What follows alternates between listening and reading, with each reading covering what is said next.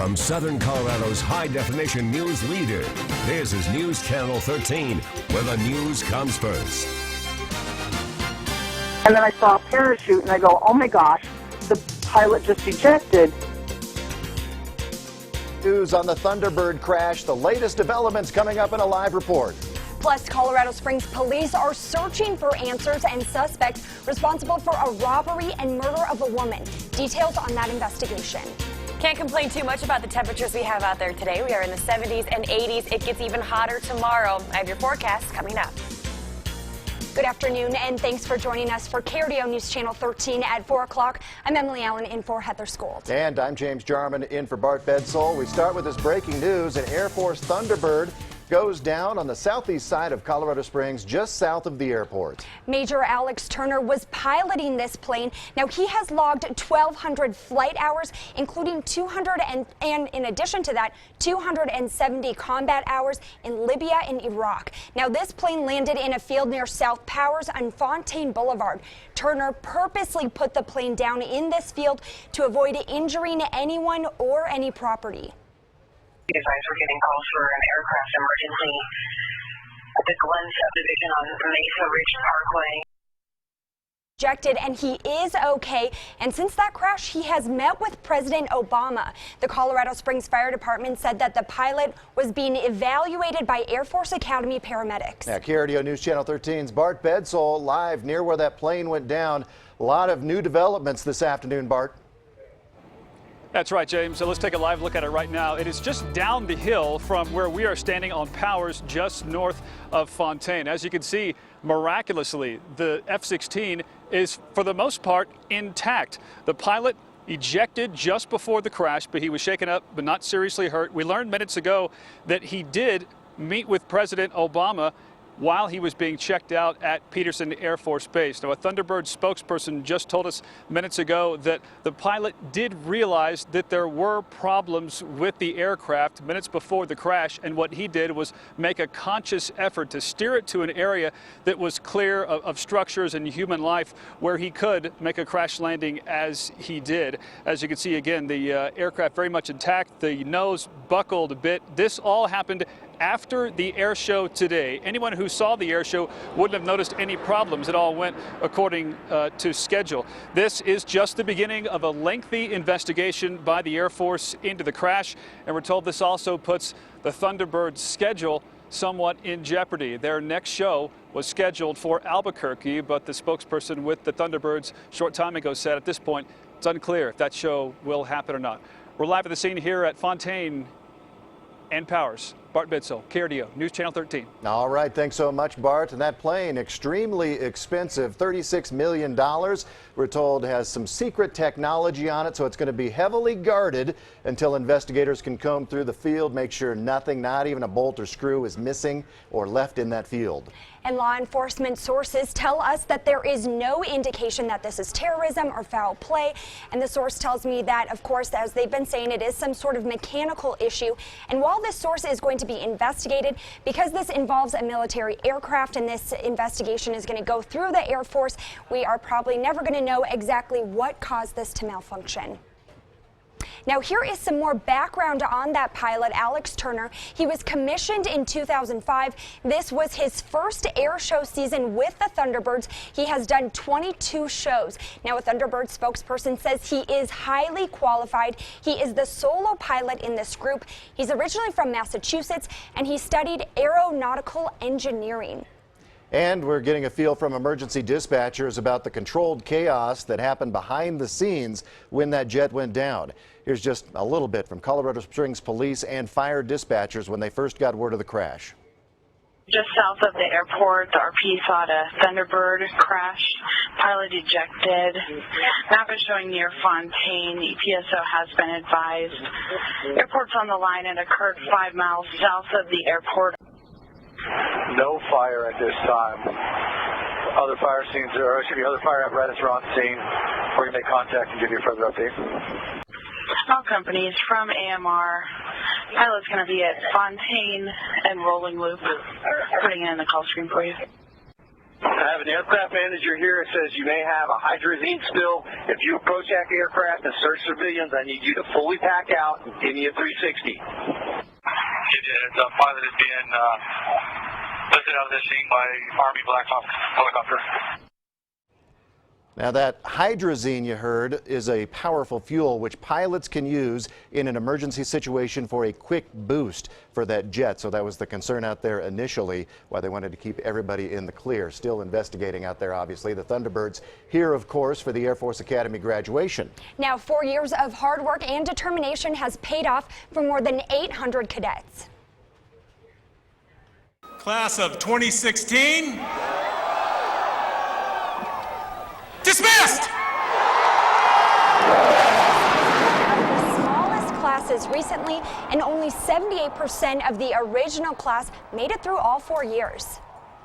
This will go on to be the second lieutenants in fields including pilots, military intelligence, space command, and cyber intelligence. And President Obama says the men and women who graduate today will take the lessons learned from the Academy and help keep our nation safe and free.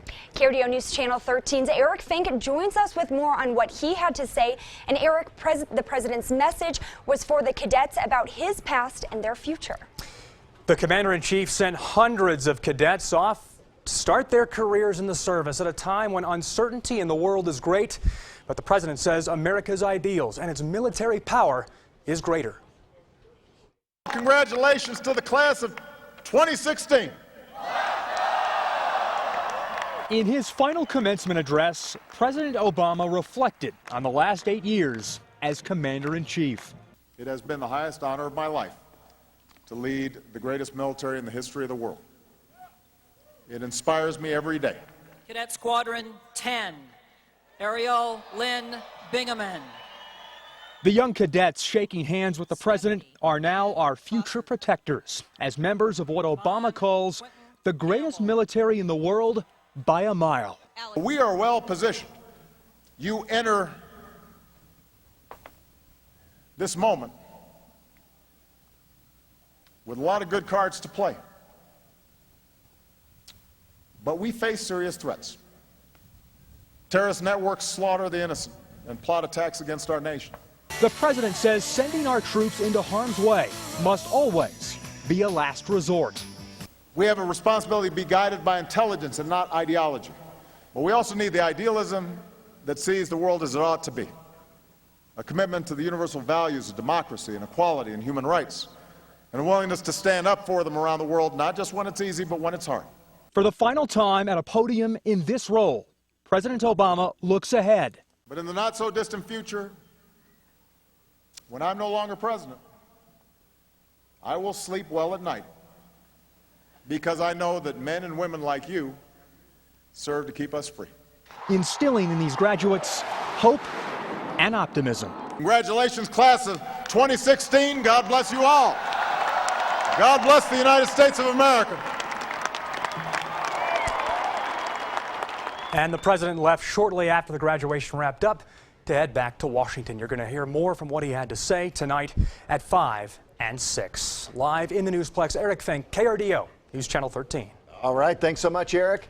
We'll talk about that weather today. Gorgeous for the graduation and throughout southern Colorado. Exactly. It has been perfect with the sun, the warm temperatures. It has just been an all-around nice day.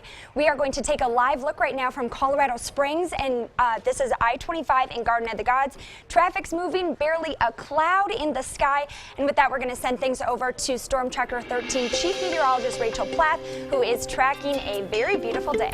Yeah, in comparison to the weather that we had earlier this week, today certainly much nicer. Temperatures currently across the state. We're sitting at 79 degrees in Colorado Springs, 82 in Pueblo, with temperatures in the 80s across the lower Arkansas River Valley as well.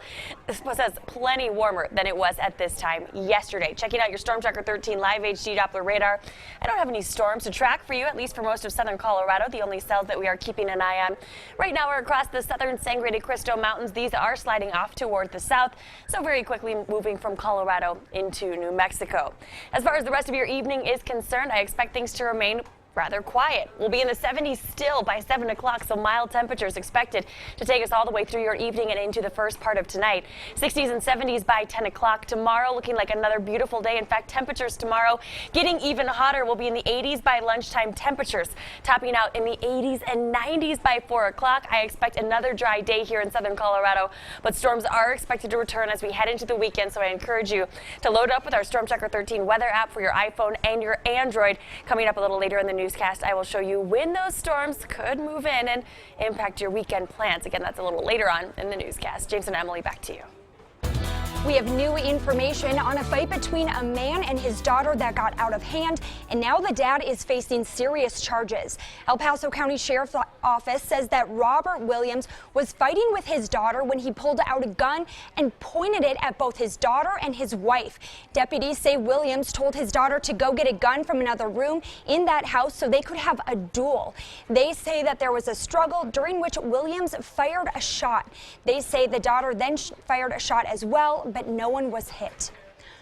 Also new, we now know the name of last night's shooting victim at an apartment complex. El Paso County Coroner's Office says 29-year-old Courtney Lynn Bodette died from a gunshot wound. Springs police are continuing to search for suspects today. Police received a call last night about a robbery at the Shannon Glen Apartments and found Bodette fatally shot when they arrived. They believe several suspects may be involved, but all were gone by the time that officers got on scene. One neighbor says it's far from the first time police have visited this apartment complex. It is a little bit shocking, but I mean, it's normal for this area here, so I mean, it'd be nice to see some change as far as the violence, but as far as me being shocked about something happening here like this, it's not shocking at all. Anyone with information about the suspects or the crime are asked to call police at 634-STOP or 444-7000. Investigators in Los Angeles have identified the man who shot and killed an engineering professor on the campus of UCLA. According to police tonight, the gunman was a UCLA student. His name, Mainak Sarkar. Sarkar is believed to have been a student of the victim in the shooting, UCLA Associate Professor William Klug. Klug was shot and killed shortly after 10 yesterday morning. That shooting triggered a lockdown at the university, which was lifted after hundreds of police and SWAT officers stormed the campus. Friends and family say they are devastated. It's hard to even fathom it. To have your son grow up without a dad is rough. Engineering classes at UCLA have been canceled for the rest of the week. One Colorado Springs resident decides to take matters into his own hands with the city's pothole problem. We'll show you what he did and why it may plant an idea in other frustrated drivers' heads. And no break inside for people in Texas dealing with those floods. We have new information on the dangerous situation. That's coming up. It has been a beautiful day here in southern Colorado. Even the winds are staying relatively light. Taking a look at wind speeds currently, they are out of the east at 10 miles per hour in Colorado Springs. A little breezier around Pueblo with 13-mile-per-hour winds also out of the east. I will show you how long these warm and dry conditions are expected to last coming up after the break.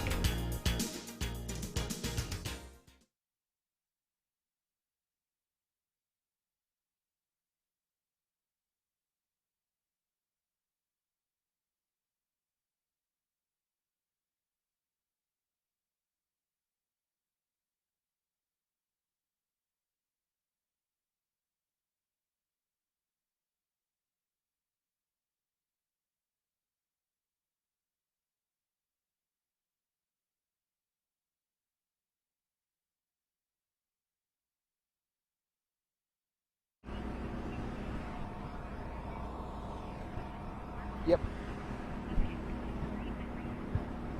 Yep.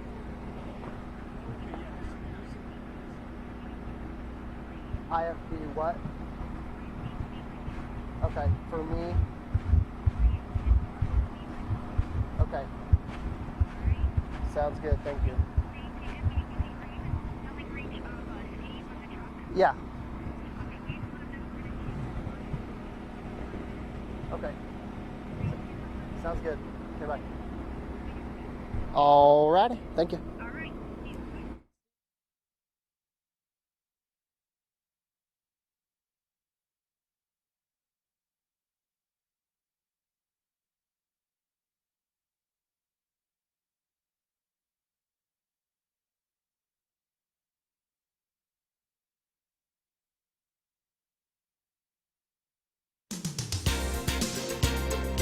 After the wettest month in Texas history, there is no break from the rain in sight. This video was taken from a woman in Lubbock, Texas. She and her family were trying to drive through flooded roads in an area that has been particularly hard hit.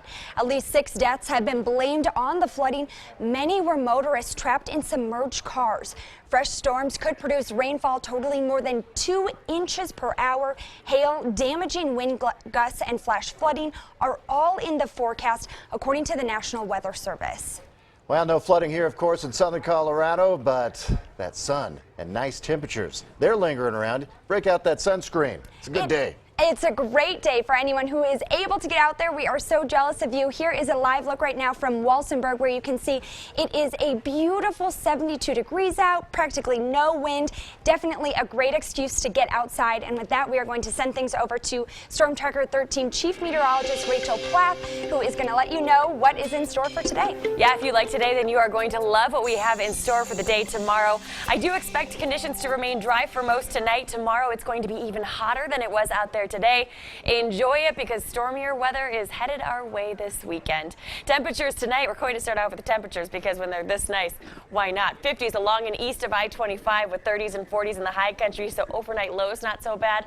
Tomorrow, I'm expecting a few areas to get into the 90s, including along Pueblo, La Junta, Lamar, all hitting that 90-degree mark. Temperatures elsewhere in the low to mid 80s. Even across the high country, we are going to be quite warm. Gunnison looking for a high temperature of 77 degrees. No need for the windshield wipers as we take you through tonight or into tomorrow morning. By 7 o'clock in the morning, you'll need the sunglasses instead for your drive into work or wherever your Friday morning is taking you.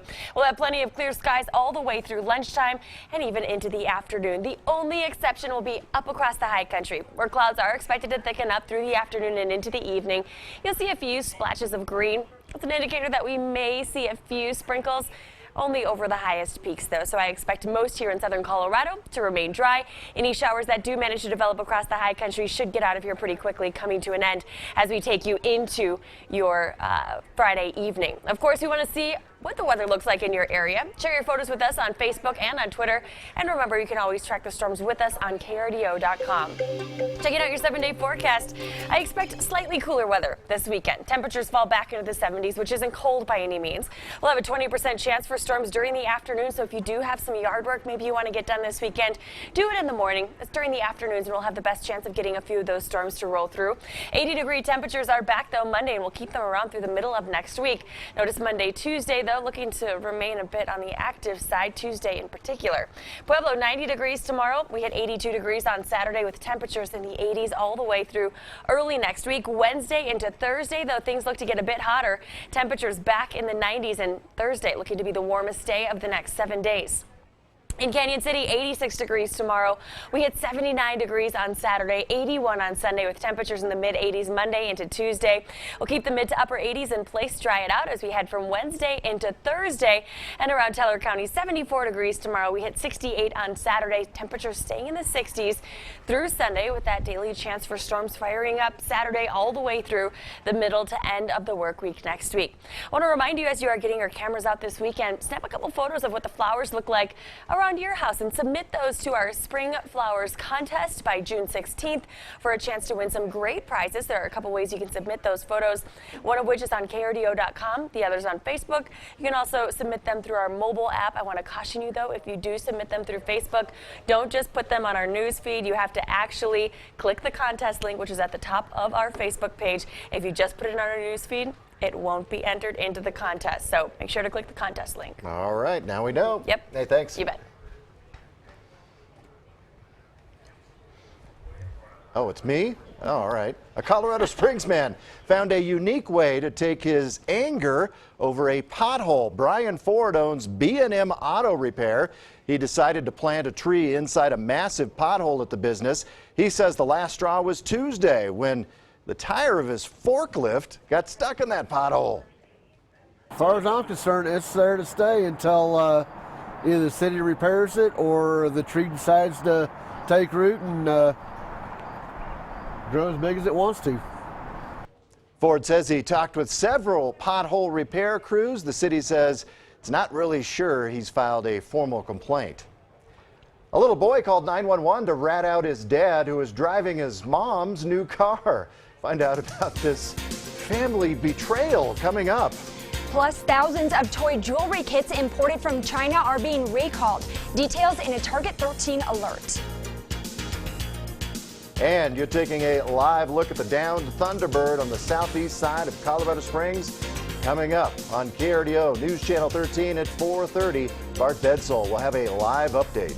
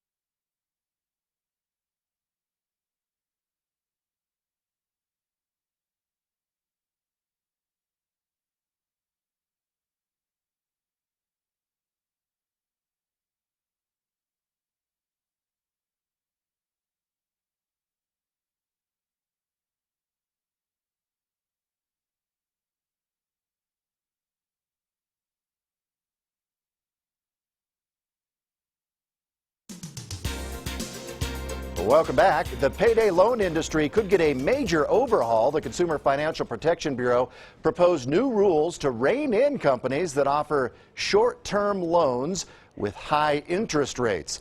The Bureau wants 3 new rules in place. They would require payday lenders to verify a borrower's ability to afford a loan and also make it harder for lenders to reissue or refinance a loan and regulate penalty fees. We have a Target 13 alert to tell you about 175,000 toy jewelry kits imported from China are being recalled because of concerns about lead. The products are called Crazy Jewels Gem Creations, have a slider bracelet that, according to the Consumer Product Safety Commission, contains a high concentration of lead. The recall includes 3 different versions: the Shimmer and Sparkle Crazy Art Crazy Jewels Gem Creation Ultimate Gem Machine, the Gem Charm and Slider bracelets, and the My Look Crazy Art Crazy Jewels Gem Creation Ultimate Gem Machine. Those kits were sold at some of the nation's largest retail chains, including Kmart, Toys R Us, Walmart, and Target. A little boy calls 911 to report his dad behind the wheel of his mom's new car. Here's ABC's Clayton Sandell with the story. This is a story of family betrayal. 911 is not your what's your emergency? Daddy went past a red light. Yeah? That is 6-year-old Robbie Richardson of Quincy, Massachusetts, calling police to rat out his own dad, a traffic scofflaw. And what happened? And then he had to go to the car wash, and then he went past the red light. He did? Mm-hmm. Is he home right now? Yeah. Can I talk to him? Yeah. Hello? Hi, Quincy Police. Oh, no, I'm just going to apologize. That's my son. Just want to let us know you ran a red light. Oh, no. I apologize. No problem, as long as everything's all set. The investigation complete, the cops decide to let Robbie's dad off the hook. Yeah, never good. Thank you. All right, have a good Very good. Clearly, Robbie's parents taught him well, maybe a little too well. Clayton Sandell, ABC News, Denver. That is too funny. Well, a violent attack caught on camera as a man boards a city bus outside Seattle. How the driver may have saved that woman's life. Wow. And we're continuing to follow this breaking news. You're looking at a live look right now. We have some Springs firefighters, it appears, searching the plane, looking around the plane, I should say. There were some reports of some fuel that may be a threat, so they may be looking for that. We are going to have a live report with an update from that scene coming up in just a bit.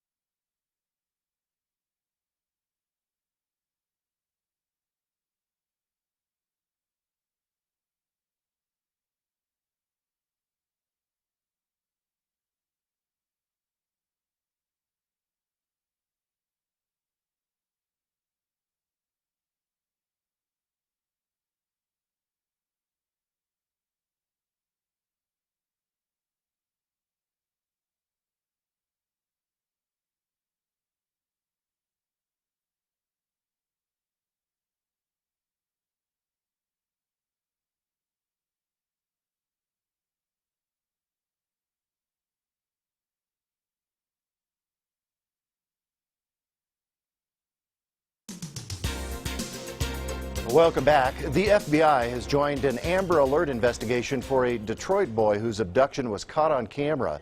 Police say video shows an armed man approaching 13-year-old Deontay Mitchell. Happened in a parking lot. You can see he took the boy by force. Detroit Police Chief James Craig says it is only a matter of time before they find that kidnapper. Without incident, turn yourself in, because we will find you. I've said this before, and every time we say it, we do it. We have good images. We know factually there are people in the neighborhood that know who you are. So save yourself the trouble, turn yourself in. The man was last seen driving a black Chevy Impala. He is obviously considered armed and dangerous. A violent attack caught on camera as a man boards a city bus outside of Seattle. 59-year-old Riley E. White is facing charges of felony assault and harassment. Investigators say White is accused of kicking and choking a passenger on a public bus and then attacking the driver. Officers say the 80-year-old victim had a profuse amount of blood covering her face. She was pushed off the bus after being attacked by White. The driver escaped after turning the battery off and trapping White on the bus. Without a working battery, he could not get the doors open. White is being held on a $30,000 bail. A 7-year-old boy takes action, throwing punches at an armed suspect during a robbery. Newly released video shows harrowing moments during an armed robbery at a Maryland video game store. It also shows the courage of one tough 7-year-old. The boy was in the store with his family when two masked men with handguns entered and began making demands. Now watch as this little boy throws a flurry of punches, trying to fend off one of the armed men. The suspects cleaned out the register and fled the scene. Police are looking for those suspects. Well, here's what's ahead on KRDO News Channel 13 at 4. We're learning more about that Thunderbird crash after today.